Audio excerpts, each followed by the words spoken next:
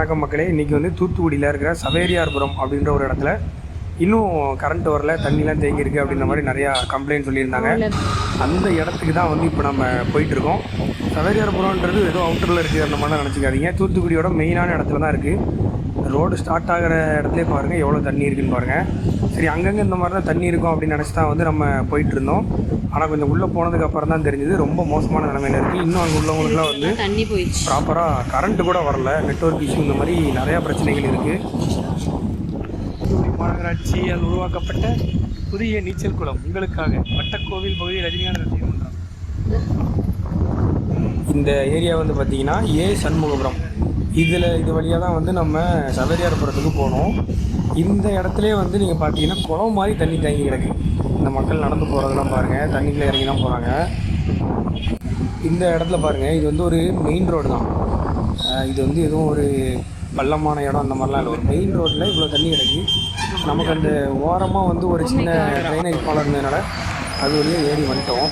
ஆனால் எல்லாராலையும் அந்த மாதிரி வர முடியாது. இதில் பார்த்தீங்கன்னாலே தெரியும், மக்கள் பயன்படுத்துகிற ஒரு முக்கியமான சாலையோட நிலமை வந்து இன்றைக்கி இதுதான். இன்றைக்கி வந்து மழை வந்து ஒரு 10 நாள் ஆயிடுச்சு. ஆனாலுமே வந்து எவ்வளோ மோசமாக இருக்குது பாருங்கள். இதில் என்ன ஒரு விஷயம்னா, நிறைய இடங்களில் பள்ளம் கிடக்கு. தண்ணி வந்து டயரில் வந்து ஒரு கால்வாசி இருக்கிறதுனால எந்த இடத்துல பள்ளம் இருக்குது அப்படின்ற விஷயம் வந்து நமக்கு தெரிய மாட்டேங்குது. இதில் பார்த்தீங்கன்னா தெரியும், ஒரு பள்ளம் கிடக்கு பாருங்க முன்னால். இதில் இப்போ யாராவது ஃபேமிலி, யாராவது வயசானவங்களை கூப்பிட்டு வந்து கீழே எதுவும் விழுந்துட்டாங்க அப்படின்னா அது வந்து பிரச்சனையாயிடும். இது வந்து விவிடி ஸ்கூலு. அந்த ஸ்கூலோட காம்பவுண்டுமே பார்த்திங்கன்னா பள்ளமான இடம், அங்கேயும் நிறையா தண்ணி கிடக்கு.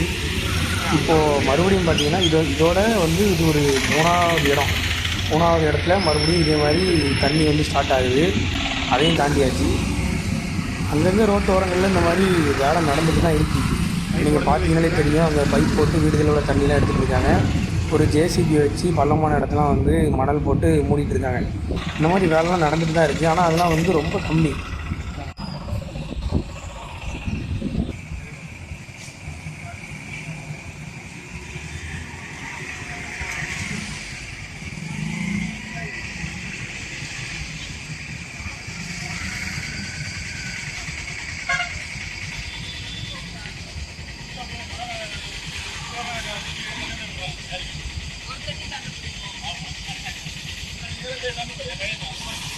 இது வந்து மழை வந்து ஒரு 10 நாள்கிட்ட ஆக போகுது. இன்னும் இந்த இடங்கள்லாம் வந்து தண்ணியை கிளியர் பண்ணாமல் இருக்காங்க. பார்த்தீங்கன்னா தெரியும், இது எப்படியும் கிட்டத்தட்ட ஒரு 300 மீட்டராவது இருக்கும். அவ்வளோ தூரத்துக்கு வந்து தண்ணி இருக்குது, கடல் மாதிரி தண்ணி கிடக்கு. இன்னும் இந்த சைடெல்லாம் பார்த்தீங்கன்னா இந்த தெருக்குலாம் ஃபுல்லாக தண்ணியாக தான் இருக்குது. அங்கே உள்ள மக்களுக்கெலாம் வந்து கடைக்கு போகிறது, அன்றாட பொருட்கள் வாங்குறது எதுவுமே வந்து வாங்க முடியாது. இன்னும் இந்த தூத்துக்குடி மாநகராட்சியிலேருந்து எந்த ஒரு நடவடிக்கையுமே வந்து எடுக்காமல் இருக்காங்க.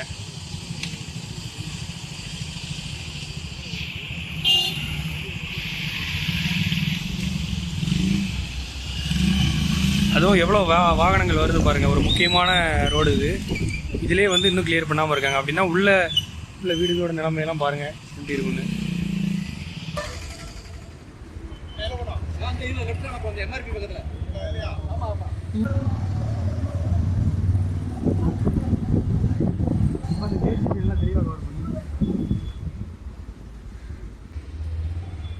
இது பார்த்தீங்கன்னா சவேரியார்புரத்தில் உள்ள ஒரு தெரு. இந்த தெரு எந்த அளவுக்கு சண்முகபுரமா இன்சியெல்லாம் வச்சுருக்காங்க ஊருக்கு.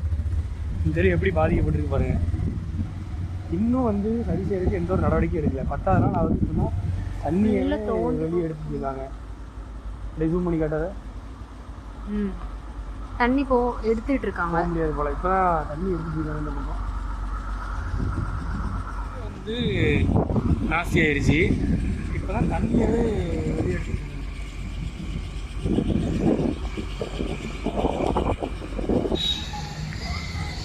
நம்ம வந்து சவேரியார்புரம் அப்படின்ற ஒரு இடத்துக்கு போகலான்னு சொல்லி தான் இங்கே வந்தது. ஆனால் இங்கே வந்து நம்ம இந்த சண்முகபுரத்தையும் வந்து நம்மளால் தாண்ட முடியல. அந்த அளவுக்கு வந்து ஃபுல்லாக எல்லா பக்கமும் தண்ணியாக இருக்குது. டிராஃபிக்கும் வந்து ரொம்ப அதிகமாக இருக்குது. ஒரு முன்னால் பள்ளம் தண்ணிலாம் இருக்கிறதுனால வண்டிலாம் வந்து அப்படியே நிற்கிது. இதை வந்து அரசாங்கம் வந்து ஏதாவது சீக்கிரமாக வந்து நடவடிக்கை எடுக்கணும். ஏன்னா இன்னும் வந்து அங்கே ப்ராப்பராக கரண்ட் இல்லை அப்படின்ற மாதிரி விஷயங்கள்லாம் வந்திருக்கு. தூத்துக்குடியை பொறுத்த வரைக்கும் இதுதான் வந்து நிலமை. இப்போ நியூஸில் இதெல்லாம் வந்து யாருமே இதை பற்றி பேசுறதில்லை. எல்லாம் முடிஞ்சிட்டு தண்ணிலாம் கிளியர் பண்ணிட்டாங்க அப்படின்னு சொல்லி தான் வந்து எல்லோரும் இமேஜ் வந்து க்ரியேட் பண்ணிகிட்டு இருக்காங்க. ஆனால் தூத்துக்குடியை பொறுத்த வரைக்கும் உண்மை நிலவரம் வந்து இதுதான். இந்த இந்த மாதிரி நிறைய இடங்கள்ல நிறைய வீடுகளில் உள்ள தண்ணிகள், சாலைகளில் உள்ள தண்ணிலாம் வந்து இன்னும் எடுக்கலை. அப்படியே அந்த தண்ணியெல்லாம் எடுத்திருந்தாலுமே அந்த வீடுகளில் உள்ள பகுதிகள்லாம் வந்து ரொம்ப சேரும் சகதியுமாக தான் இருக்குது. அதெல்லாம் வந்து வண்டி ஓட்டிகிட்டு அப்படிலாம் வந்து போக முடியாது. இந்த மாதிரி நிறைய பிரச்சனை இருக்குது. என்னென்னா யாருமே வந்து வெளியே சொல்லவும் மாட்றாங்க. எல்லாம் முடிஞ்சிருச்சு, எல்லாம் பக்காவாக 100% கம்ப்ளீட் பண்ணிட்டோம் அப்படின்ற மாதிரி தான் எல்லா இடத்துலையுமே வந்து சொல்கிறாங்களே தவிர உண்மை நிலவரத்தை வந்து யாருமே வெளியே சொல்கிறதில்ல. இப்போ நீங்கள் பார்த்தீங்கன்னா தெரியும், இது வந்து ஒரு மெயின் ரோடு. இதில் வண்டியில் தண்ணி எவ்வளோ தூரத்துக்கு இருக்குதுன்னு பாருங்கள். இன்னும் கொஞ்சம் தண்ணி இருந்ததுன்னா வந்து சைலன்ஸே முடிஞ்சிடும், அந்தளவுக்கு தண்ணி இருக்குது. இது வந்து 10வது நாள் இந்த ஸ்டேட்டஸ்னால் மழை வந்து அந்த 2வது நாள் 3வது நாள்லாம் எவ்வளோ மோசமாக இருந்திருக்கும் அப்படின்றத பாருங்கள்.